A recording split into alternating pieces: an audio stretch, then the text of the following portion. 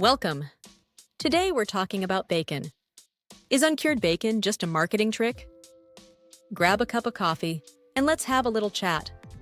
You've probably seen packages labeled uncured or no nitrates added. It sounds a lot healthier, right? But let's take a closer look at what that label really means. Here is the brand that I purchase. Here's the first twist. Uncured bacon is still cured. What? No way! Yep. Even though it says uncured, it's still been treated to preserve it. It just was not done with synthetic chemicals like sodium nitrite. Instead, it uses natural sources of nitrate. This is usually cultured celery powder, sometimes listed as less than 2%. Sounds harmless, right? Let's break this down. That tiny bit of cultured celery powder is actually doing the same job as the chemical preservatives in regular bacon. Celery naturally contains nitrates. The word cultured means the celery was fermented using bacteria, like you would with yogurt or sauerkraut. This fermentation process activates natural nitrates in celery. Those nitrates convert into nitrites, the actual curing agent in bacon. So it's not just ground-up celery.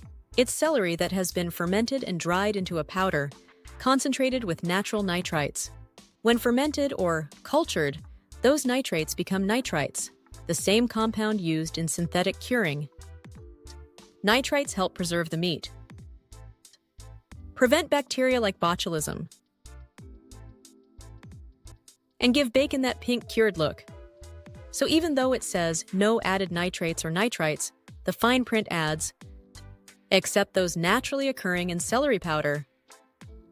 It's a legal marketing workaround, not a health transformation. So what is the difference? Really, it's the source, not the substance. Your body doesn't know if the nitrite came from celery or a lab. It reacts the same way. And when bacon is cooked at high heat, either kind can form nitrosamines, compounds linked to health risks like cancer. Uncured bacon may sound more natural, but it's not necessarily safer. It's still a processed meat with saturated fat, sodium, and preservatives, even if the label looks clean. Now, I'm not here to ruin it for bacon-eating lovers. If you love it like I do, here are a few simple ways to enjoy it a little smarter. Cook it low and slow. Avoid frying on super high heat. Blot off the extra grease with a paper towel. Enjoy it as an occasional treat, not an everyday food. Try turkey bacon or even a plant-based version now and then.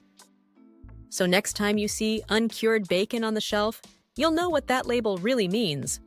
The uncured bacon cost more than the regular. It just comes down to marketing.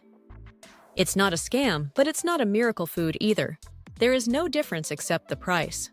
Let me know in the comments, did you already know the difference?